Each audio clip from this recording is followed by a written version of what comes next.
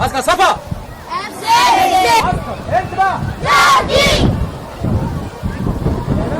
تجربة جميلة نفذها النادي الاجتماعي بالغردقة لتدعيم مفهوم الخدمة المجتمعية ونشر الوعي بالنظافة لدى رواد النادي من خلال معسكر كشفي لأطفال فريق الكشافة بمركز شباب حي السلام لتنظيف شواطئ ومرافق النادي وتشجيع المواطنين على الحفاظ على نظافة ونظام المكان. الحمد لله أنا من ساعة ما جيت النادي بالتنسيق مع فريق الكشافة، فريق كشافة السلام، فريق كشافة البحر الأحمر، جميع فرق كشافة في المحافظة، شباب وبراعم صغير وجميل، وهم حابين المكان وحابين ان هم يدينوا البلدرات، يدينوا العمدان، ينظفوا بايديهم وينبهوا على التنظيف، يمروا على الناس يوعوهم عشان ينظفوا المكان.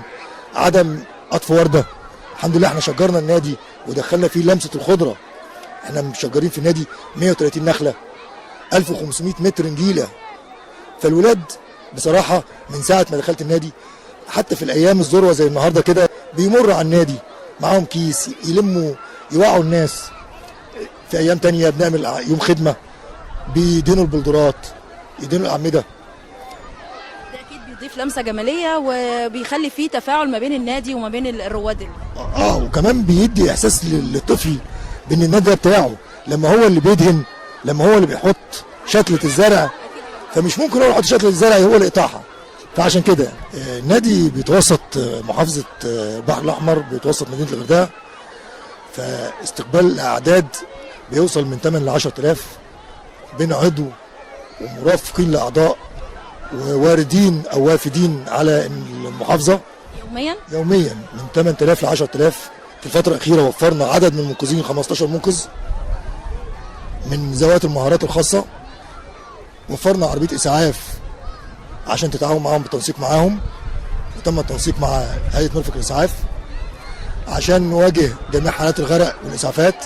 احنا موفرين هنا اكاديميه لكره القدم، اكاديميه المستقبل لكره القدم، بترعى اولادنا من سن 7 سنوات لسن 12 سنه للتدريب، ومن سن 12 سنه فيما فوق للاختبارات. موفرين اكاديميه للكاراتيه، قياده كويسه محترمه بتبدا ترعى البراعم من الاطفال من سن 7 سنوات لسن 12 سنه. عندنا ملعب خماسي على مساحه كويسه. نتكلم على فكره اليوم النهارده، وليه حبيتوا تقضي اليوم في النادي الاجتماعي بالغردقه؟ والله احنا كعادتنا المكان مفتوح لينا، بنعتبره بيتنا الثاني يعني في الترفيه للاولاد. الاستاذ اشرف كان طلب مننا احنا نشارك مع الاولاد في خدمه المجتمع ونظافه المكان، فاحنا طبعا لازم نلبي طلبه لان احنا المكان ده نظافته من اهتماماتنا يعني. ففي اطار تعليم الاولاد خدمه المجتمع، وفي اطار نظافه المكان، وفي اطار ان احنا عارفين يعني الزباله بتاثر على الكائنات البحريه وعلى الحياه البحريه بشكل عام. جبت الاولاد وعملت معسكر كامل معاهم، انشاء خيمه، طهو خلوي، ترفيه وخدمه عامه في نفس الوقت. احنا ككشافه هدفنا الاول خدمه المجتمع، احنا عمل تطوعي خدمي في الاول وفي الاخر. بس انا بحب اشتغل مع الاطفال لان الاطفال هم النشء اللي طالع بعد يعني في المستقبل.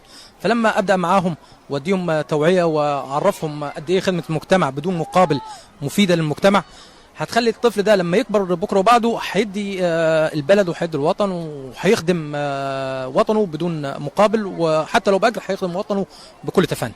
كمان شفناكم بتوزعوا ورق توعية على الناس اللي موجودة داخل النادي عشان يشاركوكم الفكرة ويبدوا بعض من التعاون اللي ممكن ينجح الفكرة.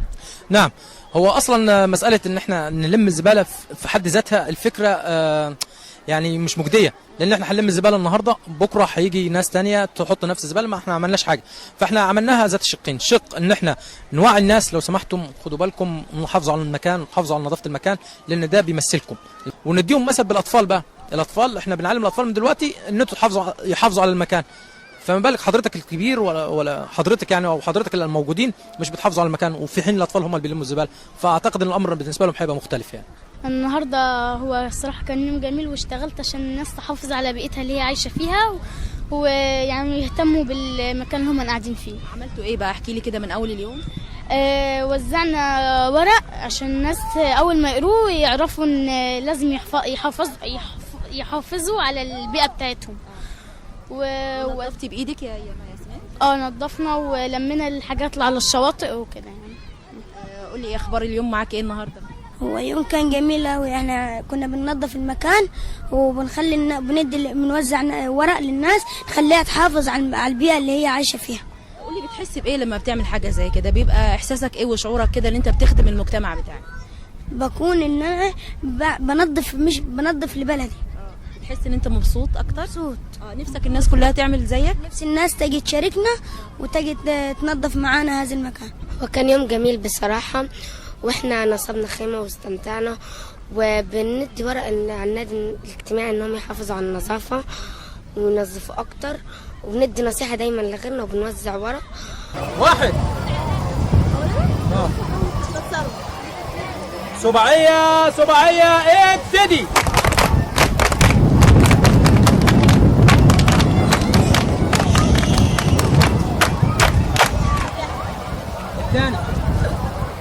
الثاني صار مين؟ شارة الوالد دي تعلقيها عليه. سباعية ابتدي.